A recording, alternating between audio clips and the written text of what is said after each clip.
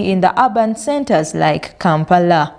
According to the recent health reports, Kampala remains among the areas with the highest HIV/AIDS burden in the country, with officials warning that infections among young people are aged between 15 to 24 and are still highly alarming. Adolescent girls and young women are said to be among the most vulnerable groups, and the AIDS Commission says that Uganda continues to record about 100 new HIV infections every day, despite the improvements in awareness, testing and treatment services.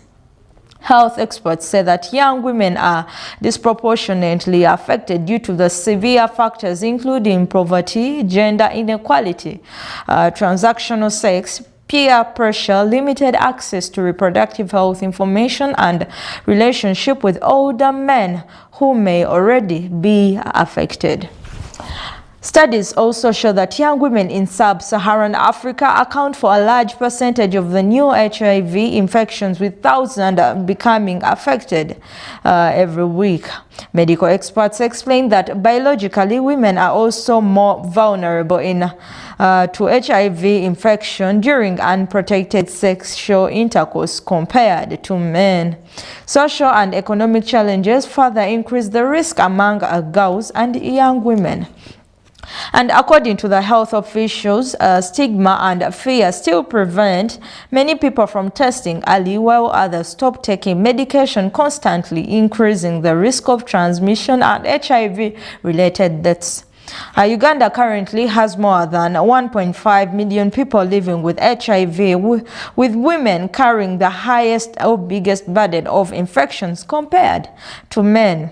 And during the commemoration, health workers emphasized that the importance of routine HIV testing, condom use, faithfulness among partners, and male circumcision, and the use of preventative services such as PrEP among high-risk groups. Experts also called for stronger mental health counseling support for people living with HIV, saying stigma remains one of the biggest barriers to treatment adherence and the disclosure. Parents, teachers, religious leaders, and communities have also been urged to openly discuss HIV prevention with young people instead of treating sexual health conversations as a taboo. Health officials say that Uganda has made major achievements in reducing mother-to-child transmission and expanding access to antiviral treatment, but one that complacency could reverse the gains that have already been made. So as Uganda remembers lives lost to HIV/AIDS, experts are encouraging the public at large to continue fighting stigma, promote prevention, and support those living with HIV with compassion and dignity. Now, moving on to our next story. The Ministry of Health intensifies Ebola prevention campaign as regional threats persists. The Ministry of Health Uganda has intensified public awareness campaigns on Ebola prevention, urging Ugandans to remain vigilant and strictly follow the safety measures as concerns continue over the regional outbreak linked to the Democratic Republic of Congo. In a public health advisory shared on social media, the ministry emphasized that Ebola prevention starts with you, calling on citizens to avoid unnecessary physical contact, such as hugging, handshakes, regularly washing hands with soap and clean water, and immediately report anyone showing Ebola-like symptoms to the nearest health facility. Health officials said that the campaign is aimed at strengthening community awareness and preventing possible transmission due to continued movement of people across borders within the East African region. The ministry warned that Ebola spreads through direct contact with bodily fluids of an infected person, including blood, sweat, vomit, saliva, urine, and other secretions, as well as contaminated surfaces. According to the health experts, early symptoms of Ebola can resemble other common illnesses such as malaria and typhoid, making early detection extremely important, and symptoms may include sudden fever, fatigue, headache, sore throat, muscle pain, vomiting, diarrhea, stomach pain, and in severe cases, unexpected bleeding. The current regional concern involves the rare Bundibugyo strain of Ebola, which health authorities say that currently has no approved vaccine specifically licensed for the widespread use, increasing fears among the public health respondents. Ugandan health authorities, however, continue to assure the public that surveillance systems, screening measurements, contact tracing, and rapid response teams have been strengthened to quickly detect and contain any suspected cases. The government recently confirmed that the health teams have been placed on a higher alert at border points, hospitals, and communities considered high risk because of the cross-border movement. Public health experts say that community cooperation remains one of the most important tools in controlling Ebola outbreaks. They warn that hiding sick relatives, refusing isolation, or conducting unsafe barriers can accelerate the transmission. The Ministry of Health is also encouraging people to avoid misinformation and rely on the verified updates from the official government and health authorities. Uganda has previously been praised internationally for the successfully containing the severe Ebola outbreaks through the aggressive surveillance, public health awareness campaigns, rapid isolation of cases, and coordinated emergency response systems. Health officials continue to urge the public not to panic but to remain alert, practice proper hygiene, and report suspected symptoms early because timely treatment and isolation greatly improve the outbreak control efforts. So as the region remains on alert, authorities say that every individual has a role to play in preventing the spread of Ebola and protecting communities and from another major health crisis. So let's take a look at a video of Dr. Diana Atwine, the Permanent Secretary of Ministry of Health in Uganda, talking about the Ebola outbreak.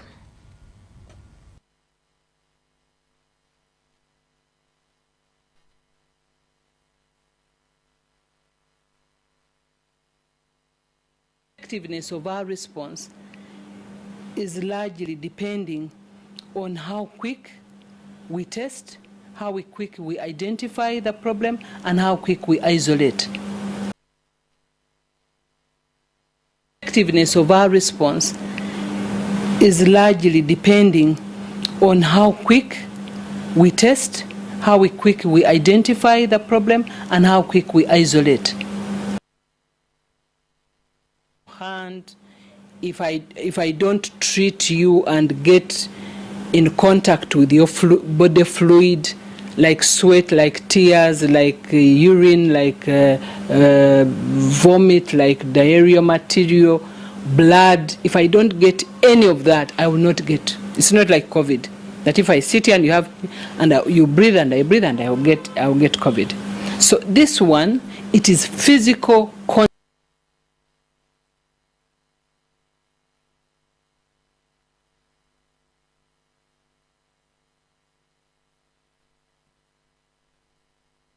Now, moving on to our next story, Uganda strengthens Ebola surveillance along the western border as government assures the public. The Ugandan government has intensified Ebola preparedness and surveillance measures along the western border following the growing concerns over the ongoing outbreak in the neighboring Democratic Republic of Congo. So according to the health officials, districts stretching from Arua to Chisoro have been classified as high-risk areas due to the heavy cross-border movement between Uganda and eastern DRC.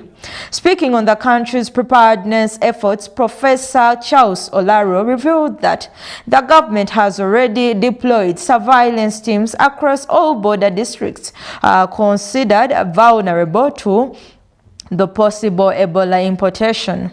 We have conducted a risk assessment and established that the western border from Arua to Chisoro is highly risky. We have deployed surveillance teams across all districts along the stretch as well as a laboratory in Kasese, said Professor Olaro.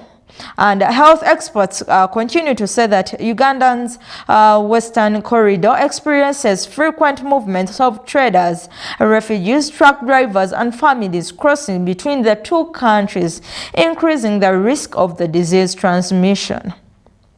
To strengthen the rapid response, the Ministry of Health has reinforced screening at the border points, health facilities, and communities near the DRC border. Government says that the establishment of the laboratory in Kasese is expected to improve faster testing and also reduce the delays in confirming the suspected cases. Now, the permanent secretary at the Ministry of Health, Dr. Diana Atwine, assured Ugandans that the country has a strong experience in handling the Ebola outbreaks and remains fully prepared to contain any possible spread. She continued to say that the country has experience from previous outbreaks which we have always managed to contain and address in the shortest time possible. This time as well, we are confident that we shall overcome it. Also, Uganda has previously managed severe Ebola and Marburg outbreaks through the aggressive surveillance, contact tracing, community engagement, isolation measures, and the rapid emergency response systems. Dr. Atwine further noted that Uganda's disease surveillance and the laboratory systems have significantly improved over the years.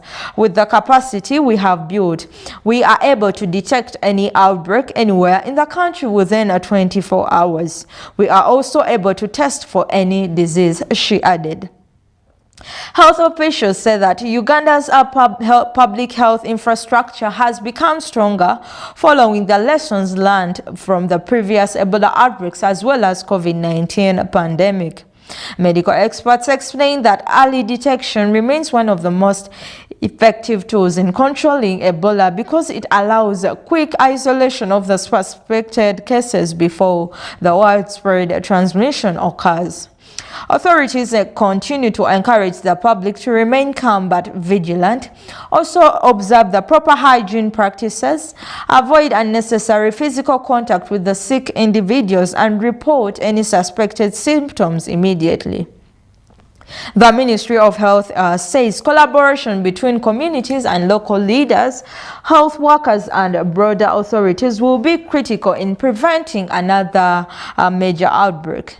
Meanwhile, Uganda continues working closely with the regional and international partners, including the World Health Organization, to monitor the evolving situation and strengthen the emergency preparedness across the country at large. Now, moving on to our next story. The new glaucoma surgery brings a hope to the Ugandans facing blindness. So Ugandan eye specialists have successfully performed the country's first minimally invasive glaucoma surgeries using the advanced technology, offering new patients at risk of permanent blindness. The breakthrough procedures were carried out at Eye Sante Super Specialist Clinic by a Ugandan ophthalmologist, Dr. Elima Dennis, together with the Canadian eye specialist, Dr. Ellen Zouo. 3 Ugandan patients suffering from moderate to advanced glaucoma became the first beneficiaries of the new technology. According to the specialist, glaucoma is currently the second leading cause of blindness in Uganda and the leading cause of irreversible blindness globally. Doctors warn that many patients only discover the disease after serious vision damage has already occurred because glaucoma often develops slightly without early symptoms. Medical experts describe glaucoma as the silent thief of sight because it slowly damages the optic nerve which connects the eye to the brain, and once sight is lost, it cannot be restored, and making early detection extremely important. The new procedure involves implanting a tiny tube-like device in the eye to drain excess fluid and lower eye pressure that damages the optic nerve. Doctors say that minimally invasive surgery is safer and more predictable compared to the traditional glaucoma surgeries that many patients have depended on for many years. Eye specialists said that the surgery can help stabilize patients' vision and in some cases reduce a dependency on the daily glaucoma medication. Dr. Elima Dennis explained that many glaucoma patients in Uganda eventually fail to respond to the medication, leaving surgery as only the remaining option to prevent total blindness. Whereas glaucoma medical treatment and surgery have been available in Uganda, many of our patients fail on medication and therefore they go for surgery, he continued to say. He also added that the most developed countries have already shifted toward the minimal invasive glaucoma surgeries because they are safer and have fewer complications. And once the beneficiaries are women, and one of the beneficiaries, a woman from Bukedea district, had already lost a sight in one eye after battling with glaucoma for years and feared complete blindness before undergoing the operation. Doctors say that the surgery has now helped stabilize her remaining vision and she's now doing okay. So the president of the Ophthalmology Society of Uganda, Dr. Faith Nakubura, described the procedure as a major milestone in strengthening specialized eye care services in Uganda. She also emphasized the importance of international partnership and skills transfer in improving the treatment options for the patients. Globally, experts estimate that more than 70 million people are living with glaucoma, and projections show that the number could exceed to 111 million by 2040 due to the aging populations. Health professionals are also encouraging Ugandans to undergo regular eye screening, especially people above 40 years, and those with diabetes, high blood pressure, or family history of glaucoma. And doctors warn that early detection remains the best protection against blindness because vision already lost from glaucoma cannot be recovered at all. However, with modern treatment and surgery, a progression of this disease can now be slowed significantly, giving many patients hope of preserving their eyesight and also independence. Now, moving on to our global stories. The World Health Assembly opens in Geneva as global leaders push for shared health responsibility.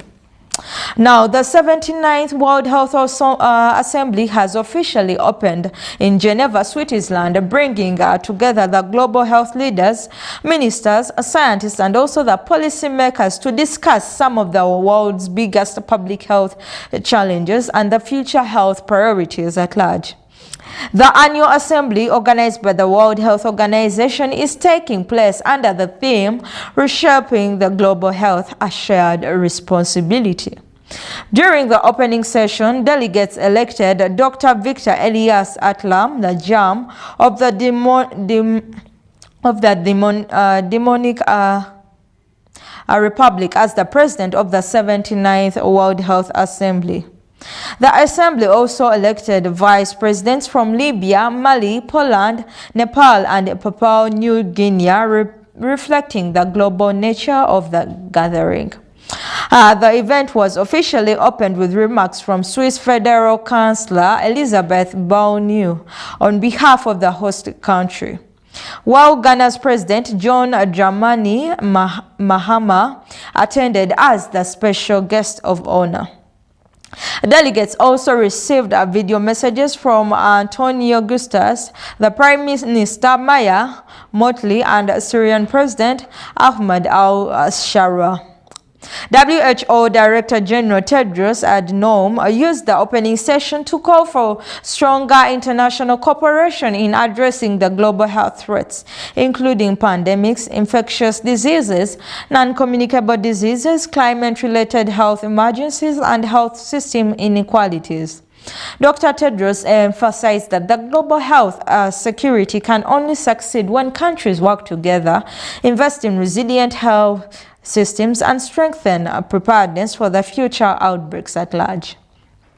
One of the major highlights of the opening ceremony was the presentation of the WHO Director General Award for the global health of 4 distinguished leaders recognized for their lifetime contributions to improving the health worldwide.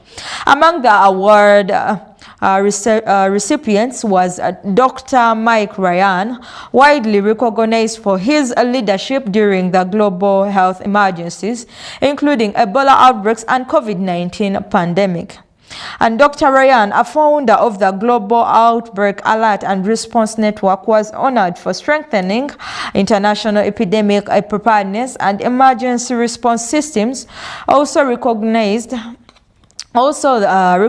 was Dr. Torre Godal for his major contributions to immunization and infectious disease control, including support for vaccine initiatives during such as Gavi and malaria control programs. Dr. Maceo Dow Rains was honored for her work in eliminating measles, rubella, HIV, and syphilis transmission in the Americans through expanded immunization and maternal health programs. Meanwhile, Dr. Heba Elsworthy received a recognition for her humanitarian work, supporting the burn victims and vulnerable communities through the Almas Foundation, including the medical support for victims affected by the Gaza conflict. WHO officials said that the awards celebrate leaders whose work has saved millions of lives through science, innovation, emergency response, vaccination, humanitarian action, and community-centered healthcare. The year's World Health Assembly comes at a time when the world continues facing major health concerns, including Ebola outbreaks in Africa, growing mental health challenges, rising non-communicable diseases, antimicrobial resistance, climate change impacts, and funding gaps in the global health systems. Health ministers and delegates are expected to spend the coming days discussing the pandemic preparedness, universal health coverage, digital health, vaccine access, traditional medicine integration, maternal health, and strengthening healthcare systems globally. WHO says that the Assembly remains one of the most important global platforms for shaping international public health policy and coordinating responses to the emerging global health threats. Now, let's take a look at what really happened at this Congress. سيما في الدول منخفضة ومتوسطة الدخل. وعليه ترى دول مجلس التعاون لدول الخليج العربية والأردن إن إدراج هذا البند يندرج بوضوح ضمن ولاية منظمة الصحة العالمية ويتسق مع برنامج عملها العام ولا سيما ركيزة حماية الصحة ومع عمل المنظمة في مجال الصحية واستمرارية الخدمات الصحية وصمود النظم الصحية وسلاسل الإمداد والتغطية الصحية الشاملة. systems, supply chains, and global health coverage. Our countries, as well as Jordan would like this supplementary agenda item to be added to the agenda of the 79th World Health Assembly so that it can be discussed under Committee A. And we ask that Member States support the draft resolution through an objective discussion on health results in a general manner. Thank you. Muchas gracias.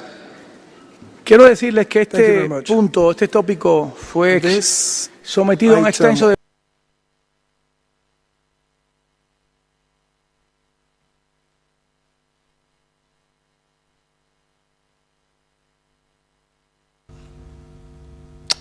Now, moving on to our next story, WHO launches global plan linking to climate change, air pollution and health. The World Health Organization has launched a new global advocacy, communications and partnership strategies aimed at strengthening the health response to climate change, air pollution and energy poverty over the next 4 years. The plan, title-themed WHO at the Heart of the Health Response to the Climate Change, Air Pollution and Energy Poverty 2025 to 2028 was unveiled during the ongoing World Health Assembly in Geneva, Switzerland. According to WHO, the strategy is intended to place health at the center of the global climate and environmental decision-making while helping countries turn political commitments into the practical action. Health experts warn that the climate change is increasingly becoming a major public health threat worldwide, contributing to disease outbreaks, heat-related issues, food insecurity, malnutrition, floods, droughts, and respiratory diseases linked to air population. WHO estimates that more than 7 million people die every year due to the air pollution, making it one of the world's leading environmental health risks. The organization also revealed that the health systems themselves contribute nearly 5% of the global greenhouse gas emissions, highlighting the need for cleaner and more sustainable healthcare systems. Despite the growing threat, WHO says that only about 0.5% of the global climate financing currently goes toward projects directly focused on protecting human health. And the newly launched strategy seeks to bridge the gap by strengthening advocacy, partnership, and public awareness campaigns while helping the countries access climate financing for the health-related projects. The plan is built around 4 major priorities, including strengthening WHO's leadership in climate and health, increasing public health awareness, expanding the partnership across sectors, and helping countries build climate-resilient health systems.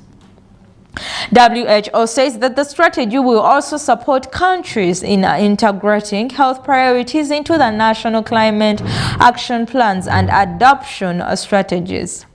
Among the flagship initiatives highlighted in the plan are the Alliance of Transformative Action on Climate and Health, commonly known as ATTOUCH, and the WHO World Meteorological Organization Climate Communications Hub.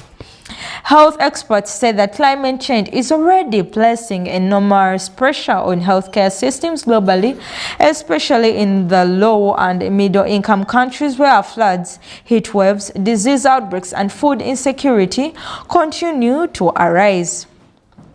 Dr. Campbell, head of the WHO's Climate Change, Energy and Air Quality Unit, said that there is now strong evidence that climate change can save lives and reduce the healthcare cost of government act decisively. We now have highly effective solutions to the climate crisis that saves lives and money, and clear evidence that when people are informed about this, it motivates change, he said. WHO Special Envoy for Climate Change and Health, Dr. Vanessa Kerry, also warned that climate-related emergencies are increasingly overwhelming health systems worldwide. She emphasized that health is affected by many sectors, including energy, housing, food systems, transportation, and urban planning, making cross-section collaboration essential. The strategy also calls for stronger cooperation between governments, researchers, civil society organizations, city leaders, financial institutions, and health workers to accelerate climate health solutions. WHO says that building climate-resilient healthcare systems will be critical in protecting communities from future climate-related emergencies while ensuring sustainable and equitable healthcare access. Global health experts believe that the initiative could help countries better prepare for climate-linked disease outbreaks, improve air quality, reduce environmental health risks, and strengthen public health systems against the future crises. So as climate change continues to affect millions globally, WHO says that urgent collective action will be necessary to protect both human health and the planet in the years ahead. So, to our dear viewers, those are our stories today. So as we continue with today's health news, we take a moment to reflect on one of the journeys that has touched countless lives across Africa, and this is the history of HIV/AIDS.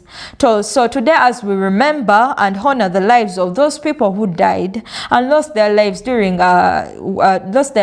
to HIV, while recognizing the strength, courage, and hope of those still figuring on, let us now watch this special video on how the history of HIV/AIDS came into Uganda.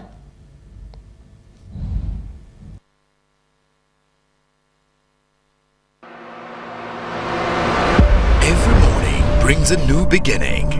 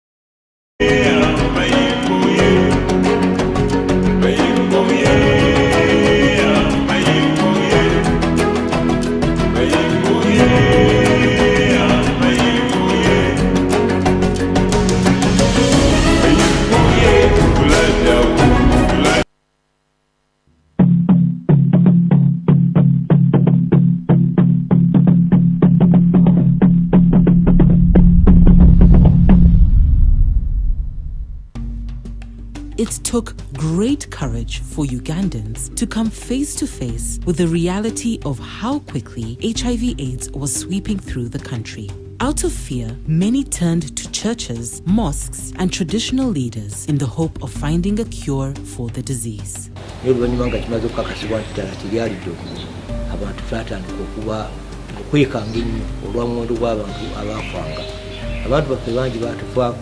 Abaana abato, abakulu, abakyala n'abaami.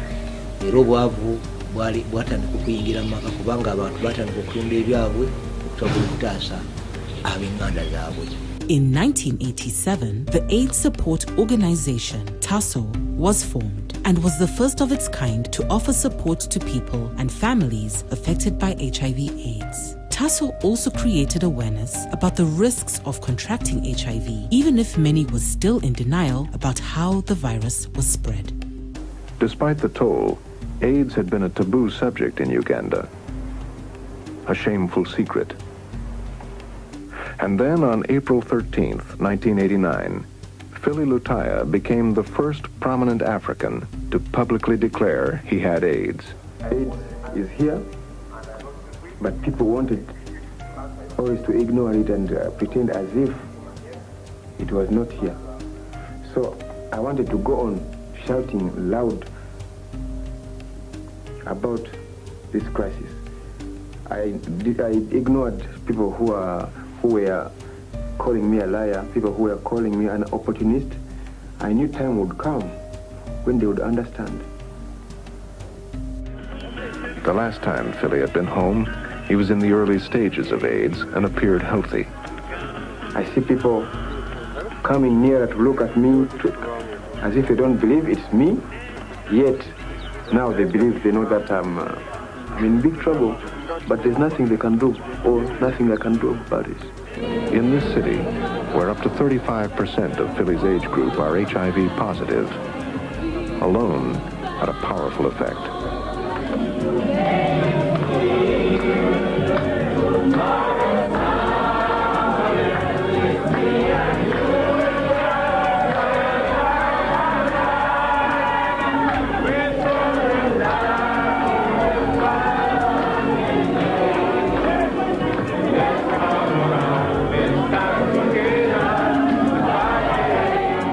But 1990s, they were talking almost about, the first survey which we did was, we had about 872,000 cases in the whole country. That's the prevalence of the disease. Since 1982, the disease was doubling every 6 months.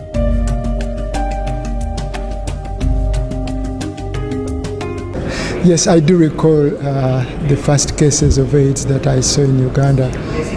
The very first person who died of AIDS that I knew of was my classmate. My classmate came down with a strange illness, which he told us was killing people in his village. So he had a very severe headache and later on died of meningitis associated with HIV. So it's the very first case I saw. And soon afterwards, we learned of that strange disease in a very, in some location within Uganda, somewhere in the south of Uganda, near the lake, just close to the Tanzanian border. So we started to hear of this strange disease killing people. They get so small, so slim, they have diarrhea, they have a skin rash, and then they die. But nothing could cure them. Of course, at first, people thought this was witchcraft, but later on, investigators from Uganda and from elsewhere visited the area and found that what was called slim disease at that time was, HIV that had been described in other places in America and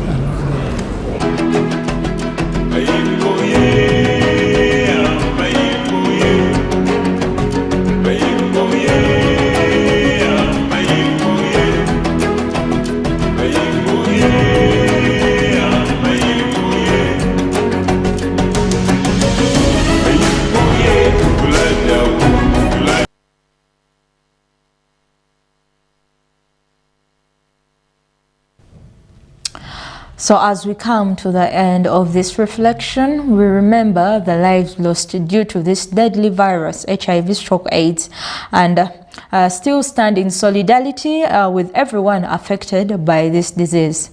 And may the stories shared today remind us the importance of love, awareness, support, and hope for the hope against this fight against the HIV/AIDS. So thank you for staying with us from where we started our news. And this has been your health show here on TB1. And stay safe, stay informed, and let's meet again tomorrow. Have a blessed day.